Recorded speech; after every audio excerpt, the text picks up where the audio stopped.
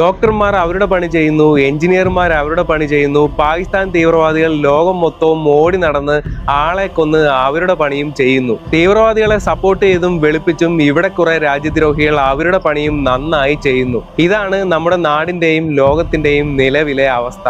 കഴിഞ്ഞ ദിവസം ഓസ്ട്രേലിയയിലെ ബോണ്ടി ബീച്ചിൽ പഹൽഗാം മോഡൽ വെടിവയ്പ് ഭീകരാക്രമണത്തിൽ 12 പേരാണ് കൊല്ലപ്പെട്ടത്, അതും സാധാരണക്കാർ. ഇത് ചെയ്തതിൽ ഒരു തീവ്രവാദി പാകിസ്ഥാനിയായ നവീദ് അക്രമാണെന്ന് തിരിച്ചറിഞ്ഞു. ഇനി ഇതിന് കാരണം ഓസ്ട്രേലിയയിൽ ഇലക്ഷൻ വരാൻ പോവുകയാണെന്നും പിന്നിൽ മോദിയാണെന്നും BJP ആണെന്നും RSS ആണെന്നും ബാബര് തകർത്തതിന്റെ പ്രതികാരമാണെന്നും പറഞ്ഞ് ആരെങ്കിലും വരുമോ എന്നറിയില്ല.